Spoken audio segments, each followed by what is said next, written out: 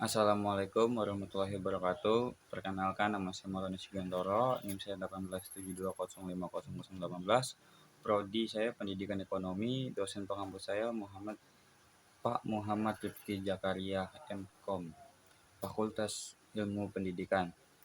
Saya di sini ingin memaparkan untuk menjelaskan kecerdasan buatan dan alami. Kecerdasan buatan atau artificial intelligence merupakan salah satu bagian ilmu komputer yang membuat agar mesin komputer dapat melakukan pekerjaan seperti dan sebaik yang dilakukan oleh manusia. Didefinisikan sebagai kecerdasan yang ditunjukkan oleh suatu entitas buatan. Sistem seperti ini umumnya dianggap komputer.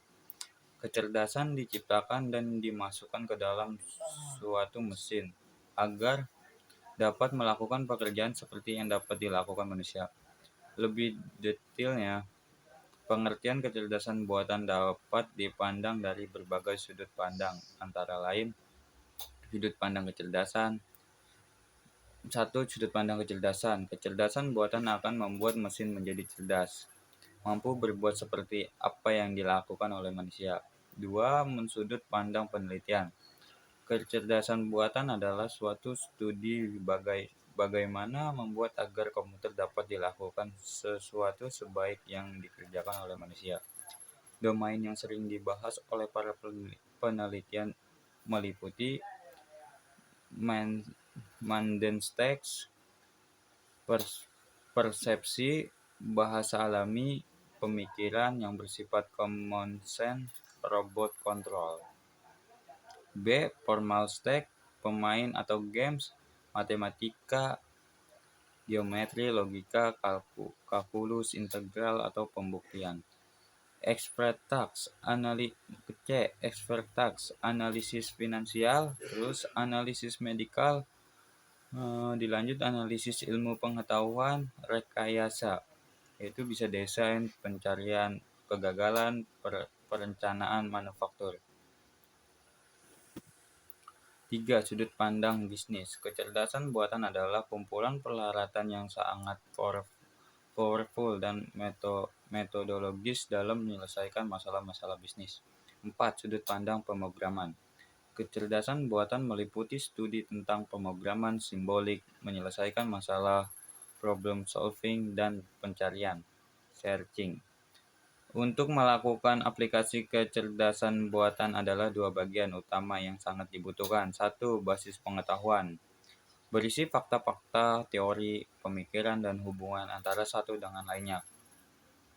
Motor inferensi, yaitu kemampuan menarik kesimpulan berdasarkan pengalaman.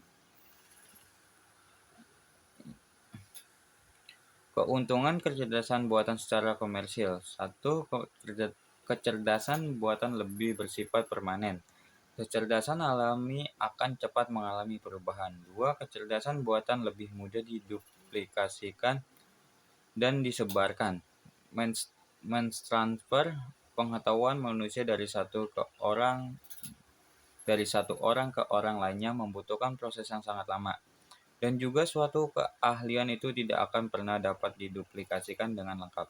3. Kecerdasan buatan lebih murah dibandingkan dengan kecerdasan alami. 4. Kecerdasan buatan bersifat konsisten. Hal ini disebabkan karena kecerdasan buatan adalah bagian dari teknologi komputer. 5. Kecerdasan buatan dapat didokumentasi. 6. Kecerdasan buatan dapat mengerjakan pekerjaan lebih cepat dibanding dengan kecerdasan alami. 7. Kecerdasan buatan dapat mengerjakan pekerjaan lebih baik dibanding dengan kecerdasan alami. Keuntungan kecerdasan alami. 1. Kreatif. 2. Kecerdasan alami memungkinkan orang untuk menggunakan pengalaman secara langsung. 3. Pemikiran manusia dapat digunakan secara luas, sedangkan kecerdasan buatan sangat terbatas. Uji Turing oleh Alan Turing tahun 1950-an. Turing beranggapan bahwa jika mesin dapat membuat seseorang percaya bahwa dirinya mampu berkomunikasi dengan orang lain, maka dapat dikatakan mesin-mesin tersebut cerdas seperti layaknya manusia. Seorang profesor dari Massachusetts Institute of Technology yang bernama John Max Clark pada tahun 1956 pada Dortmund Conference yang dihadiri oleh para penelitian AI. Pada konferensi tersebut juga didefinisikan tujuan utama dari kecerdasan buatan, yaitu mengetahui dan memodelkan proses-proses berpikir manusia dan mendesain mesin agar dapat menirukan kelakuan manusia tersebut.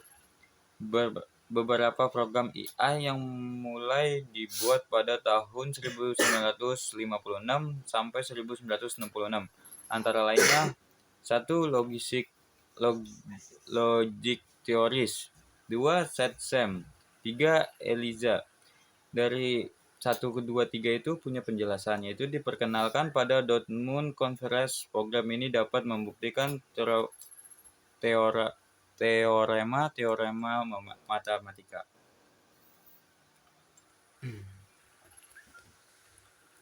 Lingkup utama dalam kecerdasan buatan adalah 1. Sistem pakar.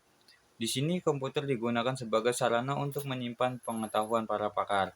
Dengan demikian, komputer akan memiliki keahlian untuk menyelesaikan permasalahan dengan meniru keahlian yang dimiliki oleh pakar. 2. Pengolahan bahasa alami.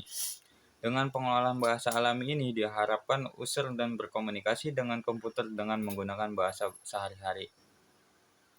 3. Pengenal ucapan. Melalui pengenal ucapan diharapkan manusia dapat berkomunikasi dengan komputer dengan menggunakan suara. 4. Robotika atau sistem sensor. 5. Computer vision mencoba untuk dapat menginterpretasikan gambar atau objek-objek tampak melalui komputer. 6. Intelijen komputer. Komputer dapat digunakan sebagai tutor yang dapat melatih dan mengajar. 7. Game playing. Sekian dari saya, mohon maaf kalau ada salah kata.